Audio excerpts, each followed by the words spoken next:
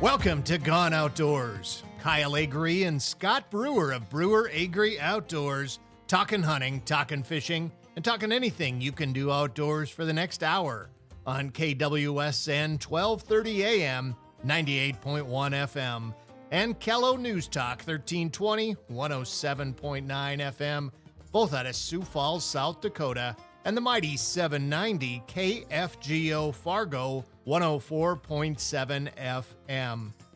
Today's Gone Outdoors is brought to you by Ray's Sport and Marine, your local Lund Boats and Bennington Pontoon dealer in Moorhead. RaysMarineMoorhead.com. Adventure RV across from the Fairgrounds in West Fargo, your number one RV dealer in the FM area. AdventureRVSales.com. Devil's Lake Tourism, Legacy Truck Gear, and Onyx Fish Midwest. Eskimo ice fishing gear and the all-new Outbreak XDP.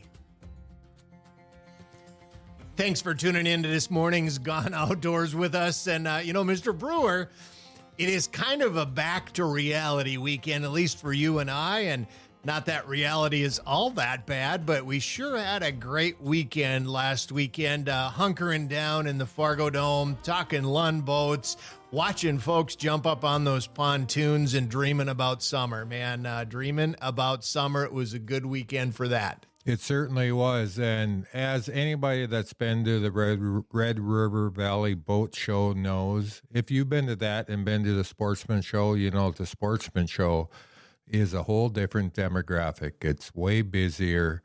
There's people everywhere. The boat show's a little bit slower, a little bit laid back. There's not as many people there, but the people that are there, they're there for a reason. They're there because they need a dock, they need a lift, they need a boat, they need some type of watercraft, or they know they're going to within the next couple of years. So it's really nice having that laid back feeling where you can kick back, talk to people, and you don't feel so rushed because there's people running around all over the place. But yeah, it was a great weekend to sit inside during that super cold weather, sit inside the Fargo Dome, 70 degrees out, and talk summer for a while. I mean, it was a great break from winter. It was a lot of fun, and there's some new models Lund came out with. There's some redesigns. There's just all sorts of fun stuff. And you find, I know you and I a few different times, we kind of migrate towards opposite ends of that Ray's booth because I tend to be with the boats I know a little more, the fiberglass models. You tend to be hanging closer to the tiller and the aluminums, but we mix and mingle every once in a while. And there was a few different times when we found ourselves sitting in one model or another and just talking about what some of the new features are and some of the, where would you use this, or wouldn't it be really cool to have this boat such and such a lake or place or destination. And again, just kind of dreaming about that open water season that is, it's a few weeks away, maybe a few months away, really, if you get into the reality of it. But for people buying boats this year, it was definitely in the air this last weekend. And the one boat that I remember us sitting in very vividly was the heavy-duty Lund, the heavy gauge. 210 HG. Yep. And we were talking about fishing Pine Falls, fishing Lake of the Woods in like October. We're not that far removed from October. So, we're talking 9 months away, not just springtime fishing. That's right. But I tell you, the Rainy River might not be a bad destination for that boat come the first part of April. Yeah, that would be a great option as well. If you like to fish big lakes, I highly recommend that you look at that 210 HG because it's kind of a cross between a Lake of the Woods charter boat and a regular walleye boat. Can be. It comes in 3 different sizes, so you can get it however way you want. But it's a very unique boat, and I'm thinking it's going to do really well. And like we've always said, there's not one boat that fits everybody all the time. And that boat would fit us much of the time, but probably not all the time. It depends. There's somebody out there that's interested and fits that boat. There's no doubt about it in my mind. Hey, Scott, before we jump onto the ice, I want to continue this summer fishing theme because because it's kind of fun to look ahead, right? I mean, it is. That's what we do. We revel in the season we're in at the moment. We look ahead to what's coming down the road, and the beauty of having so many distinct seasons. But Scott, this week we had the pleasure of traveling down to Alexandria, Minnesota, to attend a meeting. That meeting was talking about the Minnesota Fishing Challenge, which is an event you and I have done for a number of years now, and really exciting to hear the things they've got in store for this upcoming season. Yeah, it certainly is. And it's an event that we've talked about on the radio at least once a year because it is such a great event. It's the largest fundraising fishing tournament in the country. Last year, they raised $700,000 for substance abuse recovery.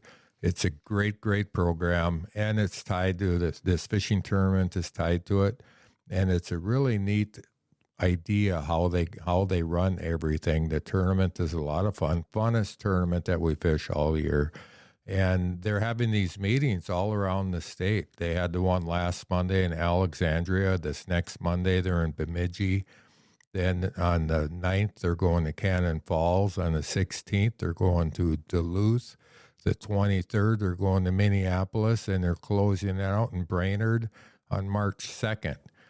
So if you're anywhere near any of those areas on a Monday evening, it's free, doesn't cost anything. I believe they're going to feed a light meal to everybody. We had pizza, which is very good. Pizza, salad, chicken. Yeah. So that's beside the point. And then they talk about the tournament a little bit. So if you're an angler, especially if you're a tournament angler, even if you're not a tournament angler, because I would say, Kyle, at this tournament, probably 70%, 60% of the anglers aren't real tournament anglers. I think that's about accurate. Yes. I shouldn't say real because they're fishing a tournament. So they are a real tournament angler, but they're not avid tournament anglers. Yes, absolutely. So, it's a great event. If you'd like to find out more, and you're in Bemidji, Cannon Falls, Duluth, Minneapolis, or Brainerd coming up here in the next month, look it up. Look it up at MinnesotaFishingChallenge.com. Yeah, absolutely. Great event. And Scott, we have got some great guests lined up for today, and it always it's always a pleasure when we get to talk to people like this. Ron Schara, president of MN-Fish, he's going to join us next segment and talk a little bit about the organization MN-Fish, and also the upcoming open input opportunity for folks to give their opinions on a potential change of walleye limit in the state of Minnesota. We'll talk to Randin Olson, LockJaw Guide Service, familiar voice and individual here on Gone Outdoors. He's doing something different, though, and I'm excited to hear about it. He's going to tell us a little bit about a way that he is beginning to give back to the outdoor community. We'll wrap it up today with Andy Holt, another one of our good friends, our Brewer Agre Outdoors, living off the land expert. And Andy's going to talk today about the just recent Minnesota Bobcat season and get his kind of input on that season and just some experiences that they've had as he and his brothers have actively participated. It's going to be a good one, folks. You're not going to want to miss it. We've got to take a quick break right now, but we'll be back with more Gone Outdoors. Looking for somewhere to get all your fishing information in one place? onX Fish Midwest has something for you. Search for new fishing areas with filtering features such as species, abundance, trophy potential, lake survey info, regulations, and area insights are just a click away. Getting to your target lake has never been easier with access points and public land ownership clearly marked on onX Fish. Mark and customize waypoints and weather for your exact location. Use code BA Outdoors to get 20% off onX Fish Midwest at onxmaps.com. Hey everybody, welcome back to Gone Outdoor Radio. Scotty Brewer, Kyle Agre, Brewer Agre Outdoors. You're listening on KFGO, the mighty 790, KELO News Talk, or KWSN in Sioux Falls. We really appreciate you sticking with us today. And on this segment, it's kind of a treat for us every time we get this gentleman on. He's been a hero of ours for many, many years. Mr. Ron Schara. He is the current president of MN-Fish organization. How you doing, Ron? I'm doing great, and thanks for having me on. So MN-Fish promoting, protecting, enhancing Minnesota's fishing heritage. I believe that is your mission statement. Let's talk a little bit about that. What is going on with MN-Fish right now? Well, a couple of things. One, of course, we're waiting for the future, but we got some good news the other day. One of the things that MN-Fish has been working on for years, too much frustration, but it's come to fruition now, and that is Central Fish Hatchery in Minnesota is located in St. Paul, and it's in bad condition. All I have to say is it's 125 years old, and it looks like. And still pumps out some walleyes and muskies, but it's a dangerous situation. The pipes are being duct tape, blah, blah, blah. Anyway, we have been seeking a bonding of $2 or $3 million to start engineering, taking a look at that old hatchery and having to figure out, should we tear it down and rebuild it there? Should it be moved, except there's a good source of water, et cetera, et cetera. But we just got word that the governor and DNR have agreed to put that bonding request in their bonding request and send it to the legislature, so that it has a good chance of being approved, and maybe we'll move forward with getting rid of a 100-year-old hatchery that school kids can't even go in there because it's too dangerous. So we're happy about that. That's been something we've been working on. That is very, very good news. So is that something that our listeners could maybe send an email to their legislators? Would that help? Or is there anything that our listeners can do now to help push this along even further? Oh, absolutely. They could notify their legislators that they're in favor of a bonding money to fix this St. Paul hatchery. Just a kind of a funny story. When I was touring that hatchery, and by the way, they have a hatchery manager there who has a master's degree in fish culture, a breath of fresh air. And so I'm doing the tour, and I'm looking up at the ceiling, and these pipes are being held with duct tape, etc. And I said to her, "What's the best duct tape?" She said, "Well, we think it's Gorilla Brand." Talk to the people that know. Your legislator or your listeners can get a hold of their Minnesota legislators and tell them they're in favor of that. And of course, before years ago, we got 98 million, and I say we got it because the lobbying effort. And by the way, we hire lobbyists. That's the game you got to play. We got 98 million to set up some other fish hatcheries, and we also got money to fix up boat accesses, and that money is being well. Stay on top of that, by the way, and DNR gave us a list of their priorities for hatcheries to fix them up, and their priority for boat accesses to fix them up. So we've progress. That's awesome. Thank you very much, Ron, for all the work that you and MN-Fish have done over the last 5-6 years, because there takes a lot of work to get all that stuff accomplished. So, Ron, probably one of the biggest things going on, the biggest news items going on fishing-wise in Minnesota right now is the fact that the Minnesota DNR is now taking ideas. They're taking thoughts from the fishermen on the proposed 6 fish to 4 fish walleye limit that the DNR is proposing, and they're trying to get input from all the anglers. And I know that you guys at MN-Fish have had a lot of discussion on this topic over the last year or two. What's MN-Fish's stance on this proposal? Well, we're working up an official proposal. We haven't taken a position yet, but I can tell you this, that a question we want to ask, we're going to demand some answers, and that is this. DNR has their reasons for doing it. Some of it is conjecture on what forward-facing sonar is going to do, what's changes in invasive species, climate change, blah, blah, blah, what it's doing to walleyes. But our question is this. What else are you going to do? Because just lowering the limit doesn't necessarily mean you're going to improve walleye fishing in the state. Now, a lot of the lakes, some of the big lakes already have 4. I got no problem with 4. But just to blanketly say we're going to lower it to 4 because we're concerned about walleye fishing in Minnesota, we ask this question: what else are you going to do? Are you going to review your stocking policies? Are you going to work on some walleye habitat projects, blah, blah. And so there's a lot of other things besides just lowering the limit, if you know what I mean. Yep.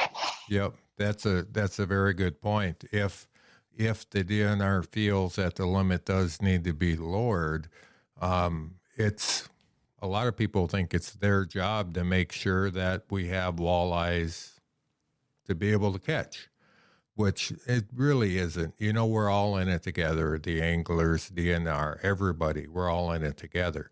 But that is a great point. What can the DNR do to, besides putting this on the anglers, you guys need to try and maybe conserve a few of these walleyes.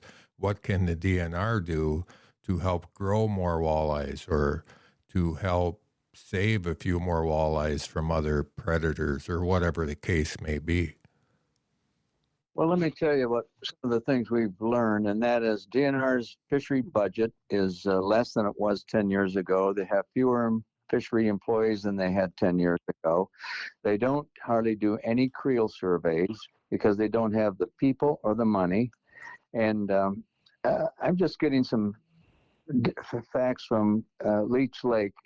They did a survey there, a winter and spring survey. The bottom line is it takes about 10 hours to catch a walleye in Leech Lake. So changing the limit, what's that going to do? And so they said they were going to stock some walleyes. They said that a year ago. They still haven't done it. So you go, what? Can we light a fire under somebody? So, I mean, there are just a lot of questions out there, and I think we anglers deserve an answer. Now, I've been watching Facebook, etc. There's a lot of anglers say, yeah, let's lower it to 4. Most of us who fish are very anxious and willing to reduce our impact if we think it's going to make fishing better. And but there's no guarantee that a 4-fish limit statewide now is going to make fishing better unless DNR does more. That's my thought. Yep. And that's a great thought. That's very well put. That's, when you read all the different reports and everybody's thoughts on it, they're not talking about that. But that is a great point. And I hope that you get some answers from the DNR on that before they end up changing this limit. Ron, we really appreciate you coming on Gone Outdoors. Keep up the great work at MN-Fish and keep going out and catching some few fish once in a while when you get a time. Well, let the folks know if they went to mnfish.com, that's mn-fish.com, please join us, become a member, make a donation if you can. But we spend $40,000 a year on lobbyists. And by the way, we're going to have a fish summit in Alexandria this year, early to mid-April, and I think the fish limits will be discussed there. But anyway, thank you for having me. All right, stick around. We will be back with more Gone Outdoors after this short break. Experience unrivaled power with the Ion Alpha Ice Auger. Choose from the Steelbit Alpha or the Ultralight Alpha Plus. Available in 1 or 2 battery configurations, the 8-inch model cuts an incredible 1,200 inches of ice on a single charge, blazing through at 3.4 inches per second. The 10-inch model drills 1,200 inches at 2.2 inches per second. It's called the Alpha for a reason. Find yours at your local retailer or visit ioniceaugers.com. Welcome back to the second half of this morning's Gone Outdoors. Kyle Agre and Scott Brewer of Brewer Agre Outdoors, talking hunting, talking fishing, and talking anything you can do outdoors on KELO News Talk and KWSN in Sioux Falls and the mighty 790 KFGO Fargo. It's an exciting segment for both Scott and I. We get to welcome back a very good friend of ours, Mr. Randin Olson of LockJaw Guide Service. Many of you who listen to Gone Outdoors on a regular basis, you've heard Randin on with us quite often, and he's such a reliable source for providing seasonally appropriate information, reports on ice, reports on, just about anything going on in that Otter Tail County area. But we're excited because today we're going to talk about something a little bit different. And with that, I want to welcome Randin Olson. How are you doing this morning, Randin? Hey, I'm doing pretty good. I'm watching the young man catch a few bluegills here, and we're out in the lake doing this. It's pretty cool. I'm excited to be out here. Well, it's always good to have you. And, a couple of weeks ago, you called me and you said, hey, I got an idea. Let me know what you think of this idea. And upon hearing it, my immediate reaction was, wow, really, really impressive. You have started the process to set up a nonprofit called LockJaw Experiences. And Randin, I want to let you take it from there. I want you to explain to our listeners kind of what led you to do this, and then we'll talk more about what this actually is. Yeah, it's kind of a, I think it's been a couple of years kind of coming, cumulative, I suppose, to kind of come up with this. But this all kind of started, there's always a little bit of backlash between guides and locals, and good or bad, it's there. It's probably always going to be there. But I was trying to think of a different way to maybe ease some tensions and think of things that I could do to give back a little more. So we kind of came up with this idea that at least in the winter months, we're going to start here. We're going to kind of give back to the lake that I'm fishing on that season. So I'll put a little bit of my own money in, and then some of my renters as well, like the clients that are coming up. They have a great time fishing. They're going to donate a little bit, and all that money is going to go back to the Lake Association to help restock the lake, fix the accesses, kind of what they'd like to do with it. It's kind of a good way to maybe bridge that gap a little bit. Well, there's a lot there to unpackage, Randin. And I think first off, most of the people who give guides a hard time, and that's not to say that there aren't a few bad eggs in the guide population, just like any other group of people or profession.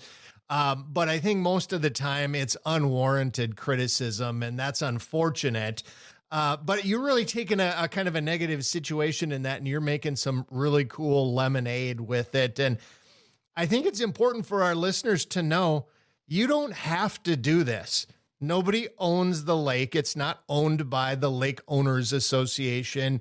It's public water. Anybody can fish there, but yet you're making the choice to stand beside those lake property owners rather than stand against them. And I think that is an incredible gesture on your part. How is it going to work? Tell us a little bit how it's going to work for your clients and how they can contribute and give back.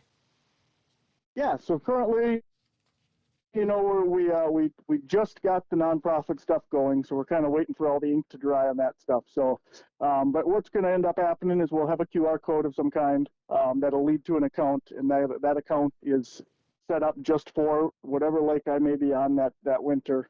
And if guys want to, they have a great time fishing, they catch a bunch of fish, and they want to contribute a little bit to see these fisheries continue to grow and get better, they'll be able to just scan it with their phone and donate, maybe it's $5, maybe it's 20. The bottom line is we're just kind of giving back, and we're trying to be good stewards of the sport. As a guide, I think that's a very big part of my job description, is being a good steward of the sport. And this is one way that I think it would be show by example or lead by example is what they always say. So we're going to try to start the train off with this section. Randin, I got to ask the question, how many other guides, at least in your area that you're aware of, are doing something like this? So as far as I know, nobody's really doing this. I'd heard there's a kind of a walleye alliance over in Brainerd that might be doing something a little similar. But as far as guides go, I guess I'm kind of breaking the mold a little bit as far as I know. So, Randin, I'm assuming you've talked to some of your clients about this. What's their thoughts on it? I mean, obviously they're paying you to be out there, and are they thinking, well, I'm already paying, so why should I pay more? But if they really think about it, there's a difference between your guide fees and helping out lake associations and all that. So what are your guide or your clients' thoughts?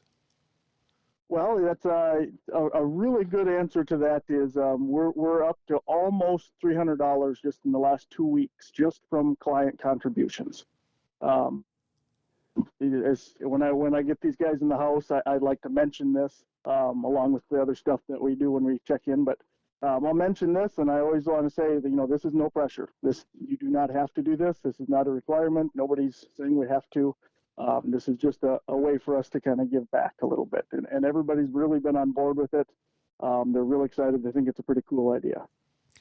Well, Randin, kudos to you for doing this, because when I heard you describe it to me, I just thought that's an amazing gesture, something you don't have to do. You have every right to be out on these waters and these lakes. And just like Scott or I or any of our listeners have a right to be out there and utilize the resource, as long as we're following the rules and the laws and have our licenses and so on and so forth. But what a great, great thing to be able to give back. I think it warrants the question, where's it going to go from here? Like, what are your dreams? What are your thoughts about the future of this program? Are we on a trial basis, or are you thinking this is going to fly, and where do you hope it flies to? We've kind of been asking ourselves that same question over the last 2 weeks since this has gotten going. And like I said, originally it was just going to be a lake stocking fund. And that was kind of the basis behind it, and leave it alone. But the more we've gotten to think about this, the more we want to kind of expand it more as things grow. And things will take a little bit of time. But one of the big things that we focused on the other day, we kind of come up with that we really want to do is have a separate fund in there. We're able to split this stuff up, so you'll be able to donate to whichever fund you'd like. And we want to turn this into kind of a charity deal. So like one of the big ones we're hoping to do is to buy a lifetime license for kids, get them a sportsman's license so they have their hunting and fishing licenses for their whole life. So and that'll be a really cool way guys can donate to it. And when we get there, we'll find some deserving kids and kind of hand that stuff out. I think the bottom line is just to get people outdoors. Maybe they're less fortunate or they don't have access to things to get them outdoors. This would be a place where people could help get those people into the outdoors, whether that's hunting or fishing or whatever it may be. I just love it. You're starting with giving back, and your future plans include more giving back, and that's fantastic. Randin, if our listeners have questions, who knows, maybe they even want to contribute to some of these causes, or if they'd like to book a trip with you, rent a fish house, spend a day fishing with you, how do they get a hold of you? The absolute best way is just to give us a call at 218-640-0158. Otherwise, our website has all the information on it. You can book on there as well, www.lockjawguideservice.com. Hey, we got just a couple of seconds. Tell us a really, really quick report, Randin, from Otter Tail County. How's the bite been the last week or so? The bite's been awesome. The cold weather hasn't dampened much. We're still finding a lot of our panfish out in that basin area and kind of that 20 to 25, 30 foot. And the walleye bite, with the lack of snow, don't give up on those weeds yet. We're still catching plenty of walleyes up in that shallow water, up on those weed lines. So fishing's really good. Ice conditions are great. 20 plus inches. You can travel where you'd like. We're there. It's time to go fishing. I love it. Thank you, Randin. Randin Olson, LockJaw Guide Service, Otter Tail County, Minnesota. And if you are looking for a trip, this is a guy you want to look up. He does a great job. And obviously, he's not just caring about himself. He's giving back as well. Randin, thanks for spending some time with us this morning. I appreciate it, guys. Thank you very much. Folks, we got to take a quick break now, but stick with us. We'll be right back after that with more Gone Outdoors. The all-new Eskimo Outbreak XDP shelter gives you the same great fishable space as the original Outbreak, but packs down up to a foot shorter for easier transport. Available in multiple sizes, the XDP features dual heat ports, giant windows, and an oversized carry bag. Whether you're camping for the weekend or fishing for the afternoon, the Outbreak XDP has everything you need for an enjoyable time on the ice. Check out the all-new Outbreak XDP at geteskimo.com. Hey everybody, welcome back to the fourth segment of today's Gone Outdoor show. We really appreciate that you're listening and for sticking with us through the entire show. Scotty Brewer, Kyle Agre, Brewer Agre Outdoors. And we are on KFGO, KWSN, KELO, or you're listening to the podcast on Spotify, on iTunes, or wherever you get your podcasts. Whatever you're listening to, we really appreciate it. On this segment, we're going to chat with our Brewer Agre Outdoors, living off the land expert.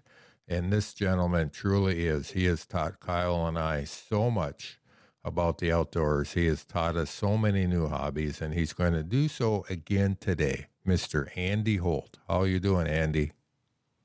Hello, thank you for having me on. It's always a good time, and that's kind of the point of spending time in the outdoors, is to learn from other people and to teach other people. Exactly. And outdoorsmen tend to be very open and very willing to share so that they can teach others. So, Andy, there's something that we've never, ever talked about on Gone Outdoors in the 10 and a half years that we've been doing it, and that is hunting bobcats, hunting or trapping bobcats. And we know that the Minnesota season recently closed and that you were out there trying to bag a bobcat. We figured we should probably talk about it in case there's other people that may want to get their ducks in a row before next season. So, what is the population of bobcats we're talking about in Minnesota? What's the population of bobcats and lynx? And is there a difference between the two? Yeah, there is a difference between the lynx and the bobcat. Lynx would be like real northern end.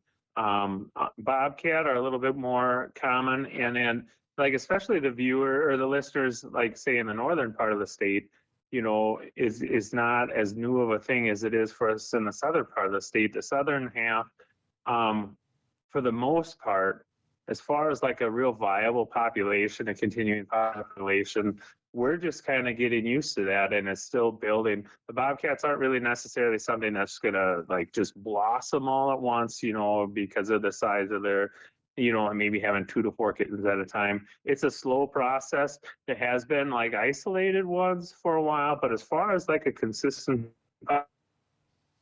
population, we're really in a biz right now. So what's the regulations on it? With a population of a wild animal, if it's not very popular or if there's not a high population of it, a lot of times the DNR won't allow hunting or trapping. So there has to be some regulations out there. What's the season? How can you do it? That kind of thing. Yeah, so, they're just kind of, especially in the southern half here, getting to a population where they're comfortable with letting us take a few, either by hunting or trapping. The northern half of the state, you've had a season for a while. The southern half, we've just had our second season.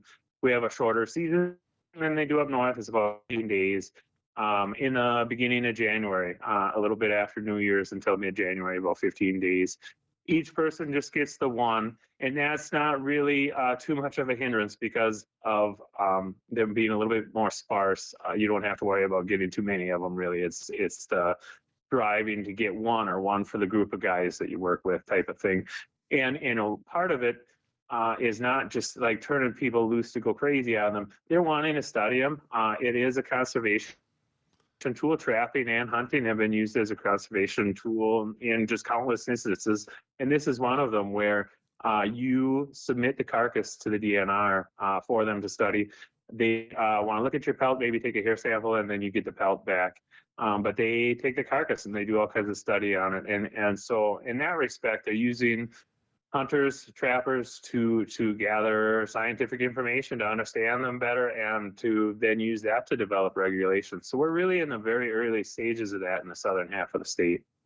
Very interesting stuff, Andy. And one of the questions that kind of comes into my head is really more of a strategy question, and that is, how is it different to be pursuing a bobcat than other predators, right? Like a fox or a coyote or some of the others that are out there. What are some of the differences? Yeah, so a lot of the listeners will have, probably quite a bit of experience with the coyotes.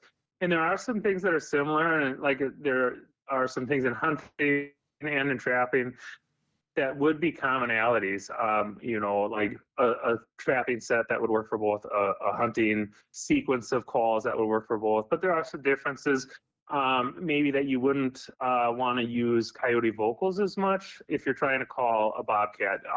Also, typically people advocate that you would play the song kind of continuous, whereas a lot of times on coyote calling, you might give the call a break for a little while. Sometimes, they've kind of got documented that the bobcats will maybe lose interest during that break, whereas the coyote maybe still is charging in. Another kind of difference is both for the trapping and for the hunting, maybe you want to get in closer to cover. Like if you're trapping the coyote, like you're out on the travel lane, but here you're going to want to get into that maybe fence row or drainage ditch, that kind of thing, get in tighter to it. Same with the hunting, you might want to get in closer to cover. Then they maybe aren't going to be as apt to charge out across open areas. Hey, Andy, is there a way that a typical landowner, let's say you're in the central part of the state, let's say you're by Brainerd, and you got 100 acres, 120 acres, and you would like to know if you could hunt bobcat on your property, is there any telltale sign that there's bobcats around? Because generally, you're not going to see them very often.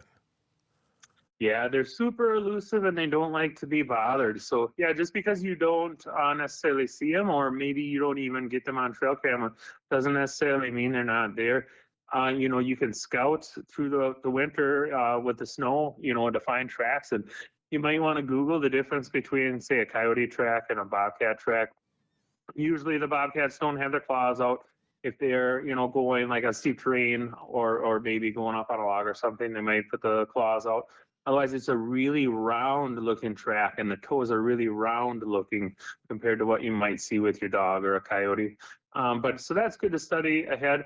And then also, if you've got trail cameras for deer, you can kind of adjust how you're using those. Get in tight to cover on where they might be traveling. We've really found that a travel way that connects two bigger blocks of habitat of some sort, like two bigger blocks of timber, if there's like a drainage or a tree line connecting those, and then right in next to the trees, put a trail camera to find them. Not necessarily out along the edge of the field where you might catch coyotes, right in tight. Perfect. Andy, we really appreciate you coming on Gone Outdoors to talk about bobcats. If we sparked any interest in any of our listeners, you can go to search bobcats on the Minnesota DNR website. You can get all the regulations. And I'm pretty sure you could probably send Andy Holt a message, and he would love to talk to you about it. I would love to visit with them. Oh. Yep. No, I would love to visit with them. Find me on Facebook or whatever works. All right. Thanks, Andy, for coming on Gone Outdoors. So glad to be here. Thanks for having me. Special thanks to our Gone Outdoors show sponsors, Ray Sport Marine, Adventure RV, Devil's Lake Tourism, Legacy Truck Gear, Onyx Fish Midwest, Cast Beyond the Familiar, Ion Alpha. It's called the Alpha for a reason. Thank you for tuning into today's Gone Outdoors. Follow along when you're on the ice or in the field with Gone Outdoor Podcast, KFGO.com, KELO.com, KWSN.com, and Apple Podcast or Spotify. Visit us at breweragreoutdoors.com for all kinds of cool information, and follow us on social media. Until next week, from Scotty and Kyle, we will be Gone Outdoors.